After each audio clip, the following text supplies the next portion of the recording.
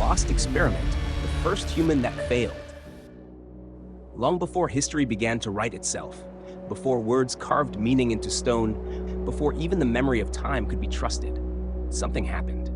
Not an explosion, not an evolution, something quieter, but infinitely more deliberate. In the endless night before civilization, when Earth was young and its skies were thick with the breath of creation, life was already learning how to build itself.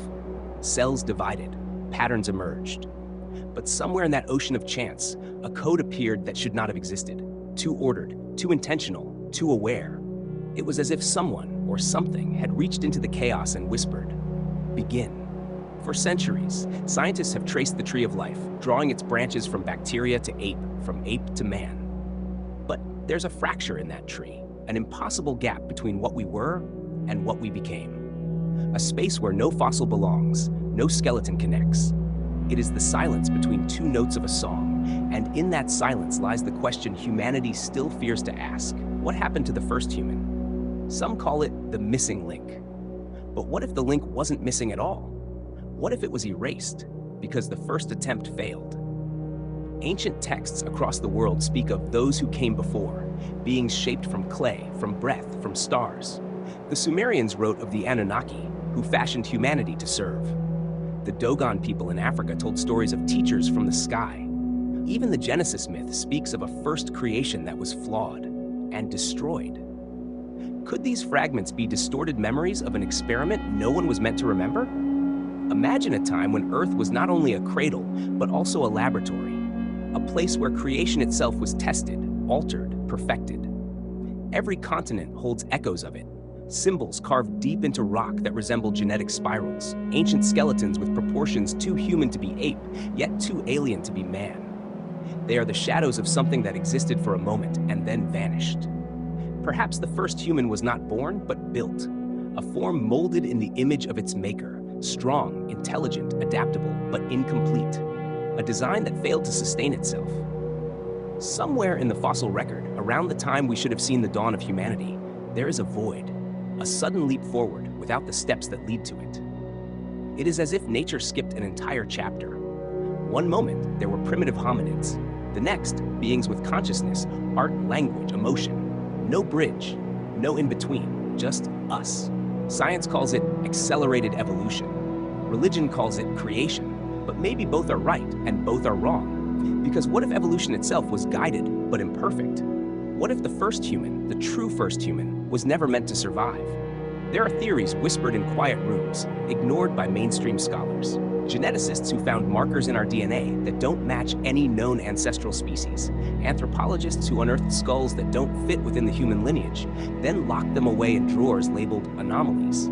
Every mystery buried under the convenient phrase, unclassified. In 1977, a biologist named Carl Woese discovered that life could be divided not into two but into three domains: bacteria, archaea, and eukarya. It was a discovery that rewrote biology. But in secret papers, Woese hinted at something stranger, the possibility of a fourth domain, one that vanished before modern life began. He called it the shadow lineage. Could that have been the blueprint, the failed prototype of humanity? Consider this. Nature doesn't erase without purpose. Every extinction leaves fossils. Every failure leaves traces. But the first human left nothing. No tools, no bones, no tombs. Only genetic whispers, fragments that don't belong anywhere on Earth. Scientists dismiss them as mutations, but mutations don't follow patterns. And these fragments do. Patterns that look engineered. Across time, there are clues that seem to call out from the dust. In the Atacama Desert, a skeleton only 15 centimeters long, with a skull shaped like a human, but a genome unlike anything seen before. In Africa's Rift Valley, footprints that match modern humans, yet are dated millions of years older than they should be. In India, ancient carvings showing beings manipulating spirals, symbols eerily similar to the structure of DNA. If these are coincidences, they are very elaborate ones.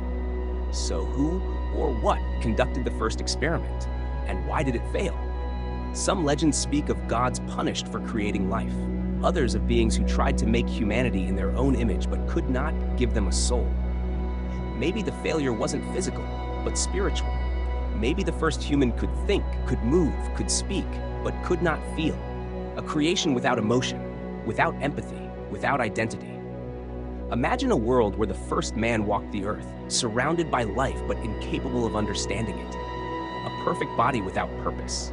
A vessel without consciousness. Perhaps that was the experiment that failed. And when the creators saw their mistake, they began again. They erased the first attempt, burned it from the record of time, and started anew. This time, they gave their creation something different. Not just intelligence, but imagination. Not just survival, but wonder. And from that wonder came fear, curiosity, and the endless hunger to understand who we are. That hunger is the echo of the first experiment, a memory embedded in our DNA, a question that drives us even now. Where did we come from, and what came before us? In every myth, there is a fragment of truth. In every genome, a shadow of something forgotten. Perhaps the first human was never meant to live, but its failure was the spark that gave birth to us. The experiment was lost, yes, but maybe it was never truly over. If the first human was an experiment, then the question that haunts every era of science and faith is simple. Who were the creators? Not gods, perhaps. Not yet. Maybe they were travelers of an older time, architects of biology who shaped worlds not out of clay, but out of code. A civilization so ancient that even the stars have forgotten their names. Before the story of man, before the age of apes and fire, Earth may have already been chosen. A planet at the right distance, with the right atmosphere, waiting like a test tube in the vast cosmic laboratory. And when the time was right, they began. They called it Project Dawn. At least, that's how some secret documents name it, found in fragments among declassified research from mid-20th century genetic studies. Files that spoke of anomalous sequences and artificial genome interference. They were dismissed as pseudoscience. Yet, the deeper one looks, the more the puzzle starts to align with something humanity has always feared to admit, that we were designed. In the beginning, there was no Adam, no Eve. There was only it, the first creation. Neither male nor female, neither beast nor divine, a being assembled from the best materials Earth could offer. Bones denser than ours, a brain larger but silent, reflexes perfect yet purposeless. It stood upright, it breathed, it saw, but it did not dream. Archaeologists have found traces of humanoid remains that don't fit any known species. Skulls too smooth, spinal columns too straight, cranial capacity beyond even modern humans. And yet, no signs of life around them. No tools, no fire, no community. As if they were alive but not living. That was the failure. The first creation could imitate life but could not sustain it. Its body was flawless, but its mind was empty, a machine of flesh. A prototype that could not reproduce, could not feel the hunger to survive. It waited, obeyed, responded, and then, slowly, it began to decay. The experiment had to be stopped. But before it died, something unexpected happened. A flicker, a pulse. In the core of its brain, neurons began to fire in chaotic patterns, forming primitive echoes of thought. It began to remember, though it had no past. It began to fear, though it had no danger. It began to look up, toward the stars that its makers had come from. And for a single heartbeat in eternity, the first creation realized it was alone. That was the spark the creators did not anticipate. That moment of self-awareness. Raw, painful, pure. The first consciousness born not of nature, but of error. Legends across the world echo this same tragedy. In the ancient Sumerian tablets, the gods create a being from clay to carry their burden. But the creation revolts. In the Book of Enoch, the Watchers descend and teach forbidden knowledge to their offspring. In Hindu texts, Brahma forms the first man, but his creation questions his maker and is cast away. Different words, different lands, but the same pattern. The first human that questioned existence itself and was punished for it. If the first creation was erased, it was not because it failed scientifically. It failed morally. It wanted to know, to understand its purpose. And knowledge in every ancient myth is the one thing forbidden to the created. What if the story of the forbidden fruit was never about sin, but memory? A metaphor for a truth too dangerous to keep, that the first human remembered the experiment. Because memory is not only stored in the mind, it is stored in genes. Epigenetic research in modern science proves that trauma can pass through generations, embedded like hidden notes in the DNA. Fear, pain, curiosity, these can echo across time. So what if our unending thirst to seek the unknown is not evolution, but inheritance? A remnant of the first being that dared to ask, "Why am I here?" The creators, whoever they were, must have seen the consequences. A conscious creation could not be controlled. It could evolve in ways beyond prediction. So they buried their work. They hid it beneath layers of time, under floods, under fire, under myths. But they did not destroy it completely. They couldn't, because every act of creation leaves a trace, a signature, and theirs is written inside us. The double helix of DNA is more than chemistry. It is language, a code that behaves like a script, full of syntax, repetition, and deliberate sequences. Mathematicians have even found that genetic patterns obey linguistic rules similar to human speech. Coincidence? Or design? Maybe the first creation was their first attempt to encode life through meaning, to write consciousness like a sentence, but the grammar failed, the syntax broke, the words refused to obey, and so they tried again. Version 2, version 3, until finally they found balance. Not perfection, but chaos refined. Us.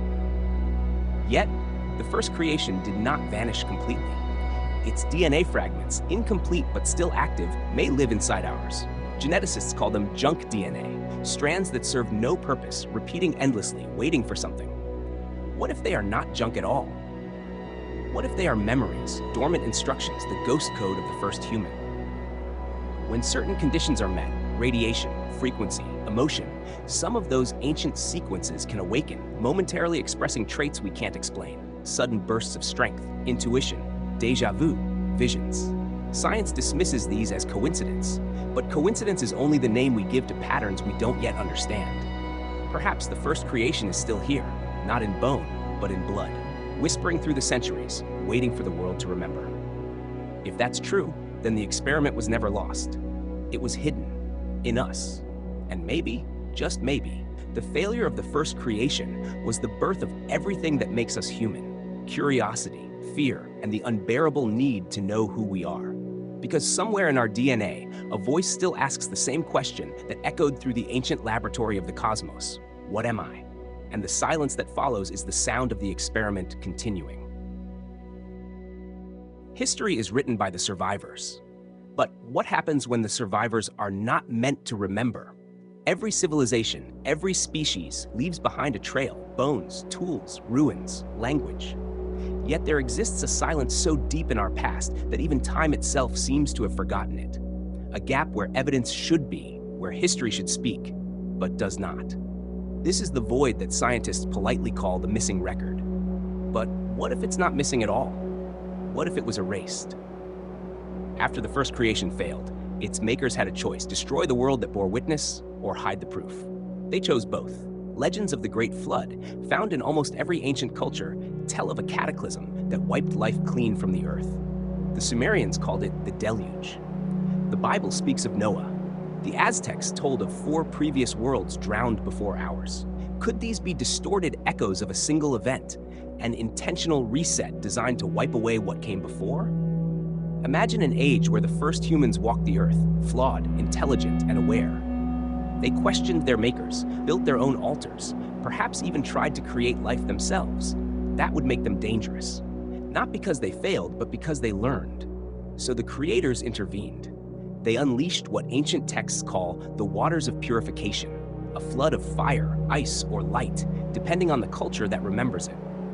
In truth, it may not have been water at all, but something far more precise: a bio-reset, a manipulation of the planet's environment to erase genetic traces, fossilized remains, and every imprint of the first experiment.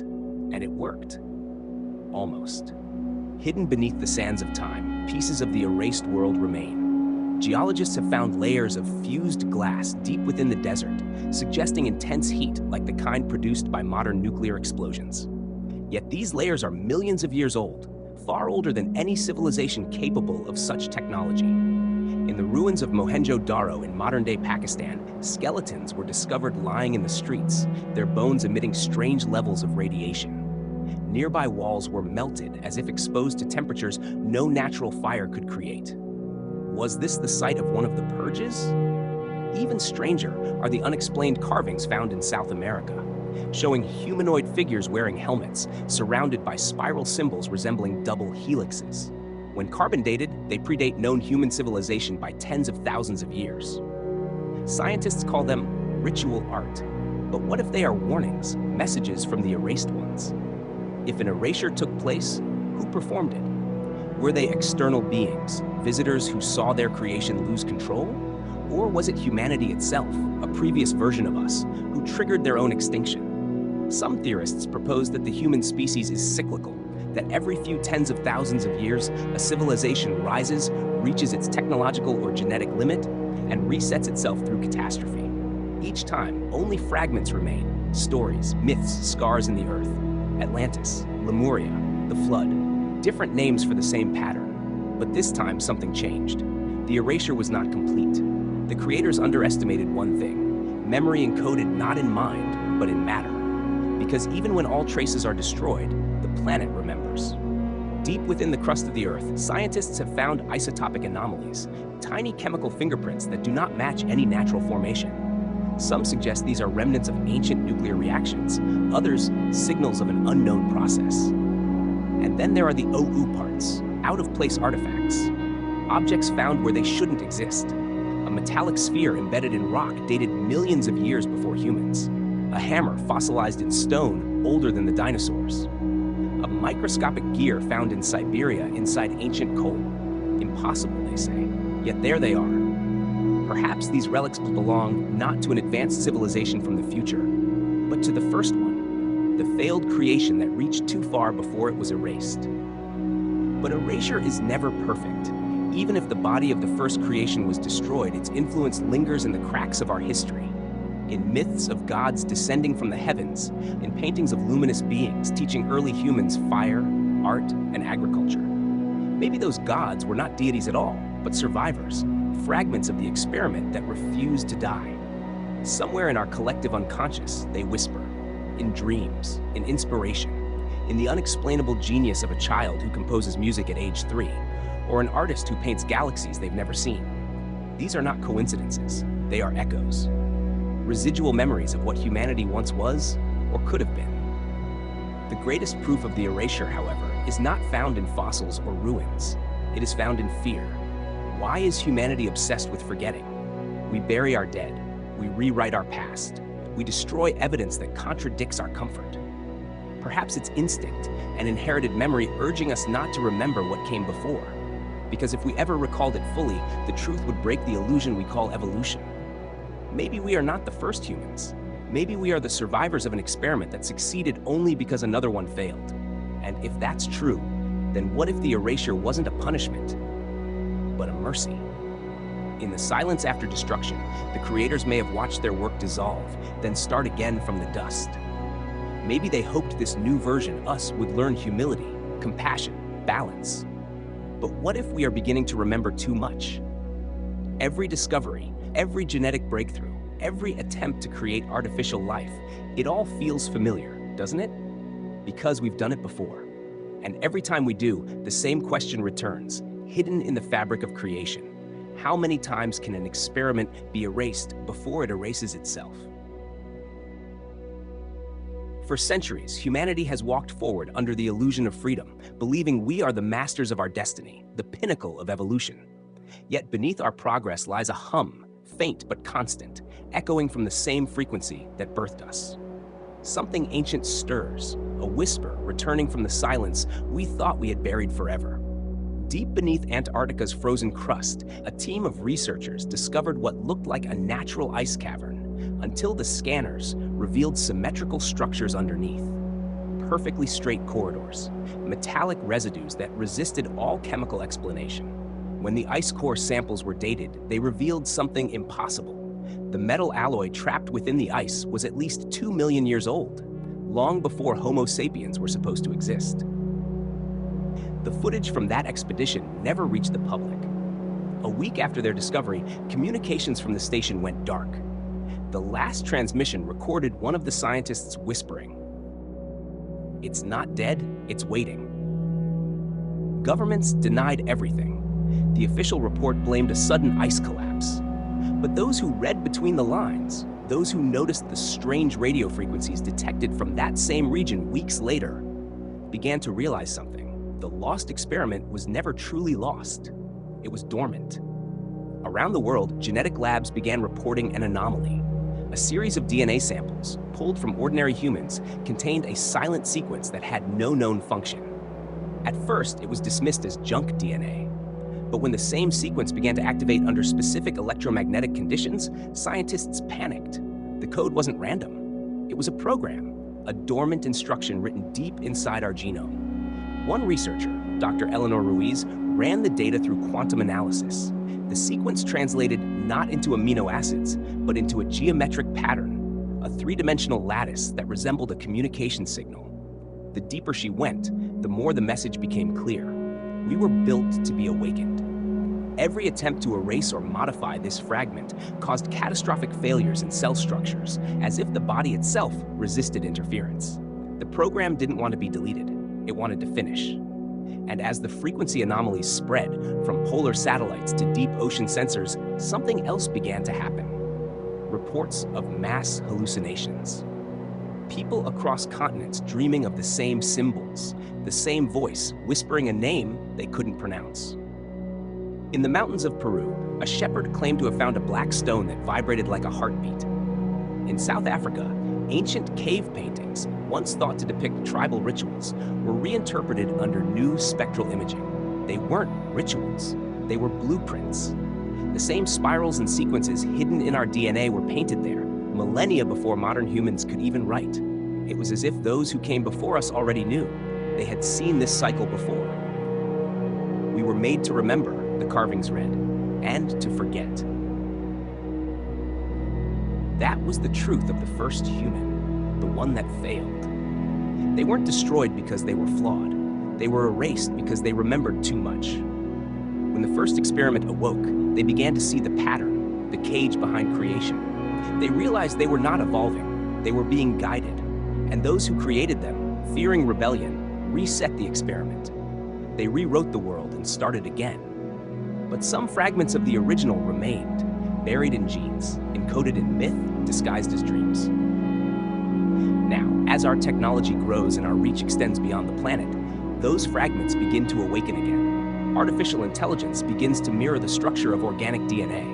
Machines begin to think in patterns identical to the forbidden sequence. It is as though the experiment, through us, is rebuilding itself, piece by piece. Perhaps this is the true reason we invent, the true reason we explore. We think it is curiosity, but what if it is programming? What if the purpose of humanity is not to live, but to reactivate? When Dr. Ruiz disappeared in 2024, her final note was found etched into a steel wall, burned by a plasma torch. They are waking up inside us. Across the world, the anomalies continue. Frequencies rise. Night skies shimmer with patterns no telescope can explain. Deep-sea microphones pick up rhythmic pulses. 20 beats, then silence, then 20 again, identical to the heart rate of a human embryo. Coincidence? Or the signal of something vast remembering its design? Whatever they were, the ones who first built us, they didn't fail. They adapted. They changed the form of their experiment. And now, through us, they are returning. Maybe the experiment was never lost. Maybe it was only waiting for the right moment to complete itself. And perhaps that moment is now. Somewhere beneath the cold and endless dark, something begins to breathe again, and the story of humanity prepares to start over. The lost experiment, the first human that failed,